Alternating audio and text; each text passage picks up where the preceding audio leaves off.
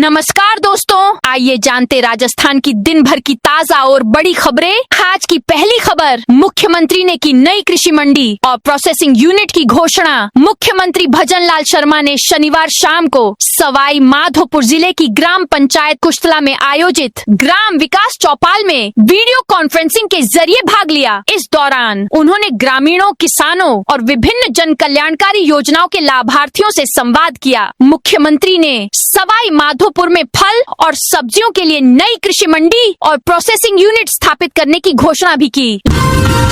राजस्थान की 3 राज्यसभा सीटों पर बीजेपी ने किया मंथन। राजस्थान बीजेपी की प्रदेश कोर कमेटी की अहम बैठक शनिवार शाम जयपुर स्थित बीजेपी प्रदेश कार्यालय में आयोजित की गई। बैठक भाजपा प्रदेश अध्यक्ष मदन राठौड़ की अध्यक्षता में हुई। इसमें संगठन और सरकार से जुड़े कई बड़े मुद्दों के साथ ही राज्यसभा की खाली होने वाली 3 सीटों के लिए संभावित प्रत्याशियों के पैनल, ग्राम चौपाल अभियान और पंडित दीनदयाल उपाध्याय प्रशिक्षण महाअभियान को लेकर रणनीति बनाई गई। अब आंख नहीं बेकार, आत्मनिर्भर बनेंगे ग्रामीण। थार रेगिस्तान की तपती रेत और पानी की किल्लत के बीच प्रकृति ने एक ऐसा अनमोल पौधा दिया है जिसे अब तक हम केवल एक बेकार खरपतवार समझते थे। यह पौधा है आख। जिस आख को किसान खेतों से उखाड़कर फेंक देते थे, वही अब बाड़मेर सहित पूरे राजस्थान के सैकड़ों किसानों और महिलाओं के लिए अतिरिक्त आय और स्थायी रोजगार की संजीवनी बन रहा है। रूमा देवी फाउंडेशन और निट्रा की अभिनव पहल के बाद यह साबित हो गया है कि बिना किसी देखभाल के उगने वाला यह पौधा आख फायदेमंद है। मुख्यमंत्री ने सीएस को दिया जिम्मा। ट्रायल के 3 माह बाद भी नहीं चली ई बसें। राजधानी के पब्लिक ट्रांसपोर्ट में शामिल होने वाली इलेक्ट्रिक बसें ट्रायल के 3 महीने बाद भी सड़कों पर नहीं उतर सकी हैं। 26 फरवरी को शहर में इन बसों का ट्रायल हुआ था, लेकिन इसके बाद बसें डिपो तक में नजर नहीं आ रही हैं। अधिकारियों ने मार्च से संचालन का दावा किया था, जो पूरा नहीं हो सका। 6 साल पहले फेम प्रथम योजना के तहत 50 बसें प्रस्तावित थीं, लेकिन आगे प्रक्रिया नहीं बढ़ी। इसके बाद पीएम ई बस योजना के तहत 3 साल पहले फेज में 150 बसों का प्रावधान किया गया। प्रदेश में मनरेगा, जो अब वीबीजी रामजी के रूप में पहचान स्थापित कर चुका है, उसमें ग्रामीण रोजगार के अवसरों में इस साल भारी कमी देखने को मिली है। आधिकारिक MIS रिपोर्ट 5.1.4 के अनुसार अप्रैल 2025 में जहां राज्य में 216.05 लाख मानव दिवस सृजित हुए थे, वहीं अप्रैल 2026 में यह आंकड़ा घटकर केवल 76.76 लाख रह गया है। यह पिछले वर्ष की तुलना में कुल 64.47% की भारी गिरावट को दर्शाता है। कई जिलों में 70 से 82% तक की कमी दर्ज की गई है। जीआरपी ने महिला यात्री को 3 लाख रुपए मूल्य का खोया सामान वापस लौटाया। रेलवे स्टेशन पर खोए सामान को वापस दिलाने में श्री गंगानगर जीआरपी पुलिस ने अपनी सक्रियता और सजगता का परिचय दिया है। एक महिला यात्री को उसकी ज्वेलरी, मोबाइल फोन और नकद रुपए सहित कुल करीब 3 लाख रुपए मूल्य का सामान वापस लौटा दिया गया। जीआरपी थाना प्रभारी धर्मपाल लेघा ने बताया कि शनिवार को श्री गंगानगर रेलवे स्टेशन पर गश्त चेकिंग की जा रही थी। चेकिंग के दौरान प्लेटफॉर्म पर लगी स्टील बेंच के पास एक लेडीज हैंडबैग लावारिस हालत में पड़ा मिला। जब बैग खोला गया तो उसमें सोने का मंगलसूत्र, करीब 1.5 तोला सोने का लॉकेट, चांदी की अंगूठी, चांदी का लॉकेट, एक मोबाइल फोन, 1800 रुपए नकद, अन्य महिला सामान मिला। पुलिस ने शहर में पैदल गश्त कर आमजन में विश्वास व अपराधियों में भय का संदेश दिया। एसपी हरिशंकर के नेतृत्व में पुलिस कर्मियों ने जिला मुख्यालय पर शनिवार को सायंकालीन पैदल गश्त की। महाराजा गंगा सिंह चौक से रवाना होकर गोल बाजार, वकीलों वाली डिग्गी, आदर्श पार्क होते हुए ऊधम सिंह चौक तक गश्त की। इससे आमजन में विश्वास, अपराधियों में भय का संदेश गया। गश्त के दौरान व्यापारियों एवं आमजन से संवाद किया। सूचना तंत्र को मजबूत करने व आपसी विश्वास बढ़ाने पर जोर दिया गया।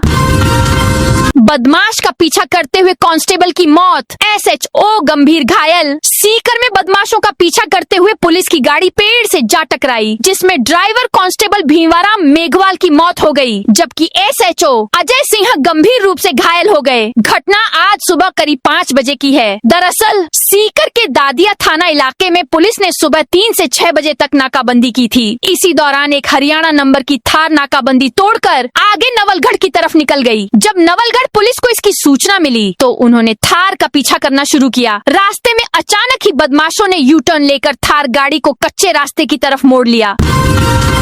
जोधपुर में राजस्थानी को राजभाषा बनाने की मांग। राजस्थान के निजी और सरकारी स्कूलों में राजस्थानी भाषा को पढ़ाने के सुप्रीम कोर्ट के आदेश के बाद राजस्थानी को राजभाषा का दर्जा देने की मांग एक बार फिर तेज हो गई है। जोधपुर में राजस्थानी भाषा के साहित्यकारों और स्कूल कॉलेज के छात्रों ने सरकार से इस मुद्दे पर समाधान निकालने का आग्रह किया है। कॉलेज छात्र अजय पाल सिंह ने कहा, राजस्थानी भाषा का अपना विशिष्ट शब्दकोश है। भाषा को लंबे समय से मान्यता नहीं मिली है, लेकिन सुप्रीम कोर्ट के हालिया निर्देशों ने मान्यता की उम्मीद जगाई है। जयपुर में स्कूटी सवार युवती से छेड़छाड़। जयपुर में स्कूटी सवार युवती से छेड़छाड़ का मामला सामने आया है। घर लौटते समय बदमाश ने पीछा कर सुनसान जगह अकेला पाकर पकड़ लिया। श्यामनगर थाना पुलिस ने पीड़िता की सूचना पर आरोपी युवक को सीसीटीवी फुटेज के आधार पर धर दबोचा। पुलिस फिलहाल गिरफ्तार आरोपी से पूछताछ कर रही है। एसएचओ दलबीर सिंह ने बताया, जयपुर की रहने वाली 21 साल की युवती के साथ छेड़छाड़ हुई थी। 13 मई को वह अपने दोस्तों के साथ मंदिर दर्शन करने गई थी। रात करीब 3 बजे स्वेज फार्म एरिया में खड़ी अपनी स्कूटी को लेकर घर के लिए रवाना हुई। कामाख्या भगत की कोठी एक्सप्रेस बदले मार्ग से चलेगी। रेलवे के कटिहार मंडल में डबल लाइन चालू करने के लिए किए जा रहे तकनीकी काम के कारण कामाख्या भगत की कोठी साप्ताहिक एक्सप्रेस का संचालन एक ट्रिप परिवर्तित मार्ग से किया जाएगा। मंडल रेल प्रबंधक अनुराग त्रिपाठी ने बताया कि कटिहार सोनैली तथा कटिहार क्रुथ रेलखंड पर डबल लाइन कमीशनिंग कार्य के चलते ट्रेन कामाख्या भगत की कोठी साप्ताहिक एक्सप्रेस जो 12 जून को कामाख्या से रवाना होगी, वह परिवर्तित मार्ग ठाकुरगंज पवाखाली ठाकुरगंज होकर संचालित की जाएगी।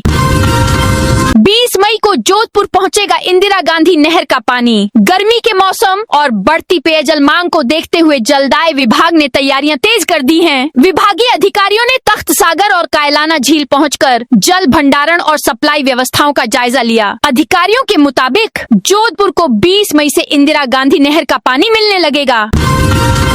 दुकान में घुसी महिलाओं ने 18,000 की पोशाकें चुराई। जोधपुर के प्रताप नगर में दिन दहाड़े दुकान में ग्राहक बनकर आई 2 महिलाओं ने बड़ी सफाई से 18,000 रुपए कीमत की पोशाकें चुरा ली। यह कोई सामान्य चोरी नहीं थी, बल्कि पूरी प्लानिंग के साथ की गई वारदात थी, जिसमें भागने के लिए दुकान के बाहर एक ऐसा टैक्सी चालक तैयार खड़ा था जिसने अपनी गाड़ी की नंबर प्लेट तक छिपा रखी थी।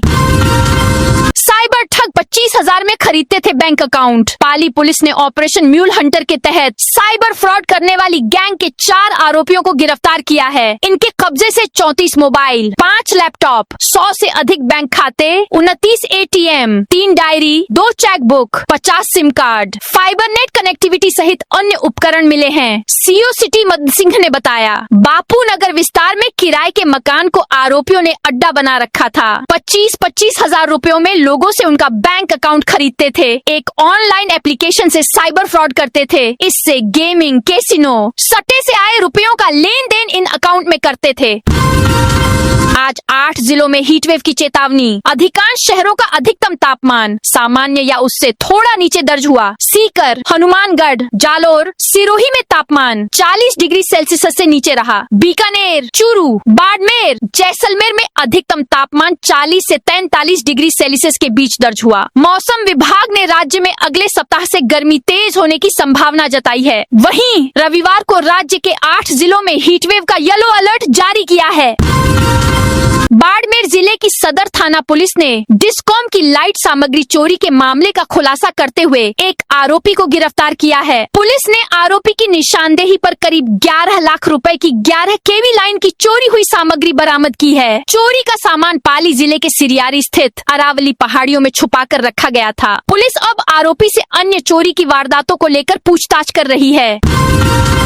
इन्वेस्टमेंट के नाम पर लाखों का साइबर फ्रॉड। भीलवाड़ा साइबर थाना पुलिस ने आईपीओ और शेयर ट्रेडिंग में निवेश के नाम पर करीब 26.98 लाख रुपए की साइबर ठगी के मामले में कार्रवाई करते हुए एक आरोपी को गिरफ्तार किया है। पुलिस ने आरोपी के बैंक खाते को भी फ्रीज किया है। आरोपी ने खुद को सेबी रजिस्टर्ड बताकर पीड़ित को व्हाट्सएप ग्रुप से जोड़कर निवेश के लिए भरोसे में लिया था।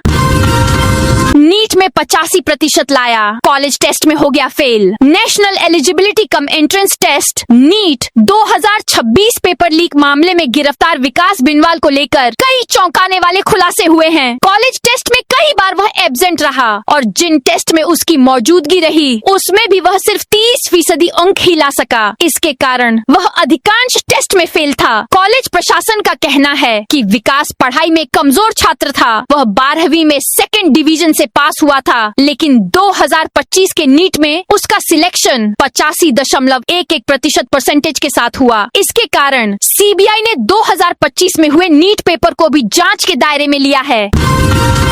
पेट्रोल पंप पर बड़ा एक्शन, नोजल सीज किया, नोटिस थमाया। जैसलमेर में थैयात स्थित एक पेट्रोल पंप मां स्वांग्या जी एनर्जी स्टेशन के नोजल को सीज कर दिया है। यहां प्रति 5 लीटर पर 30 मिलीलीटर तेल कम दिया जा रहा था। गड़बड़ी वाले नोजल को सीज करने के साथ ही पंप संचालक को नोटिस थमाया गया है। मौके पर ही 1000 रुपए का जुर्माना भी वसूला गया। बता दें कि पेट्रोल डीजल कम देने की शिकायतों के बाद उपभोक्ता मामले विभाग के मंत्री सुमित गोदारा के निर्देश पर विभाग की टीम ने जिले के कई पेट्रोल पंपों पर छापेमारी की। निरीक्षण अभियान से पेट्रोल पंप संचालकों में हड़कंप मच गया। फलोदी में संदिग्ध ट्रक से 35 क्विंटल डोडा पोस्त मिला। फलोदी जिला विशेष टीम डीएसटी और चाखू पुलिस थाना ने संयुक्त कार्रवाई करते हुए बुंगड़ी क्षेत्र से एक ट्रक से भारी मात्रा में अवैध डोडा पोस्त बरामद किया है। पुलिस ने 35 क्विंटल 92 किलोग्राम से अधिक डोडा पोस्त जब्त कर ट्रक को भी अपने कब्जे में ले लिया। यह फलोदी जिला बनने के बाद मादक पदार्थों के खिलाफ अब तक की सबसे बड़ी कार्रवाई है।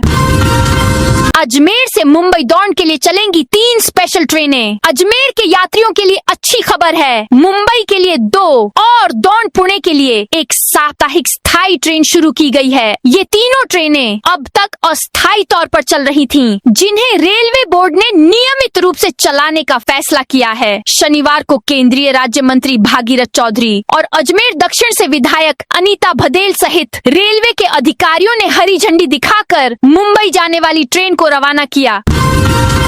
झालावाड़ में नई राशन दुकानों के आवंटन का रास्ता साफ। झालावाड़ के झालरापाटन विधानसभा क्षेत्र में नई राशन दुकानों के आवंटन का रास्ता साफ हो गया है। राज्य सरकार ने आवंटन सलाहकार समिति का गठन कर दिया है, जिससे लंबित आवेदनों पर कार्रवाई शुरू हो सकेगी। यह क्षेत्र पूर्व मुख्यमंत्री वसुंधरा राजे का विधानसभा क्षेत्र है। रसद विभाग ने करीब 8 माह पहले नई दुकानों के लिए आवेदन आमंत्रित किए थे। हालांकि आवंटन सलाहकार समिति का गठन न होने के कारण यह प्रक्रिया लंबित थी। समिति के अभाव में उपभोक्ताओं को राशन सामग्री लेने के लिए दूसरे वार्डों और गांवों तक लंबी दूरी तय करनी पड़ रही थी।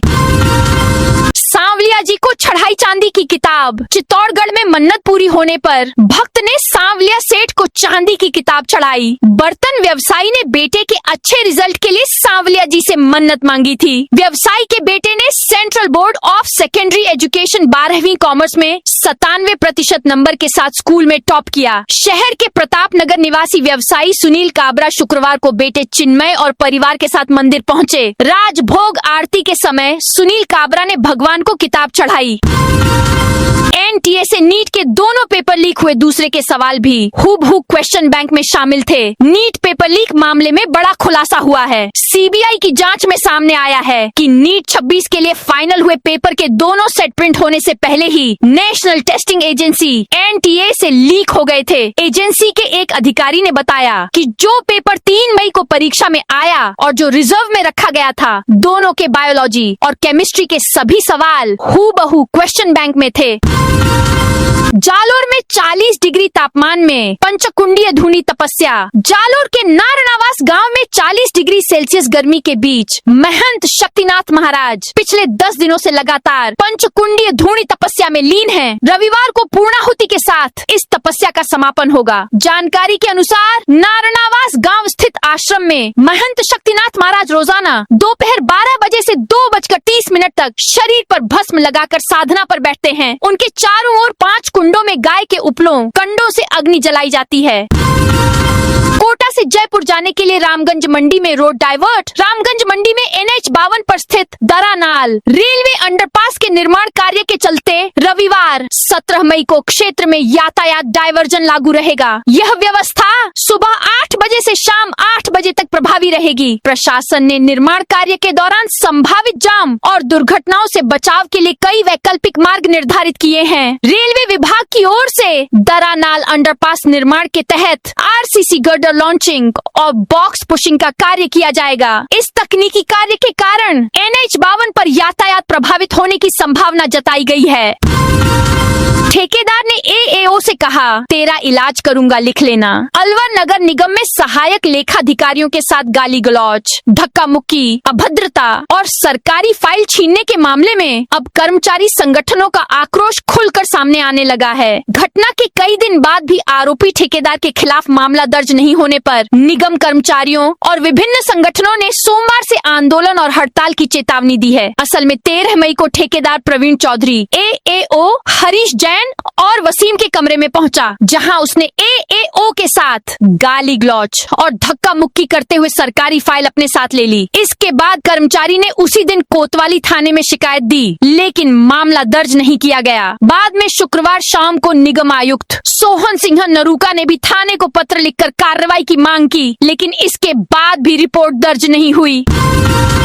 15 लाख के गांजे के साथ अंतर्राष्ट्रीय तस्कर गिरफ्तार। अलवर पुलिस ने गांजा भरकर ले जा रहे अंतर्राष्ट्रीय गांजा तस्कर को गिरफ्तार किया है। पुलिस ने तस्कर को शिवाजी पार्क से पकड़ा है, जिसकी कार से करीब 53 किलो 660 ग्राम गांजा मिला। जब्त किए गांजे की बाजार कीमत करीब 15 लाख रुपए है। पुलिस आरोपी को अरेस्ट कर रिमांड पर लेने की तैयारी में है। सिटी CO अंगद शर्मा ने बताया कि पकड़ा गया युवक अंतर्राष्ट्रीय तस्कर मायाराम है, जो कि यूपी का रहने वाला है। वह यूपी से गांजा लेकर अलवर पहुंचा था और यहां गांजे की सप्लाई करने वाला था, लेकिन उससे पहले ही पुलिस ने उसे गिरफ्तार कर लिया। दोस्तों, ये थी राजस्थान की दिन भर की ताजा और बड़ी खबरें। अब इस वीडियो को कौन से जिले से देख रही है, उस जिले का नाम कमेंट में बताइए।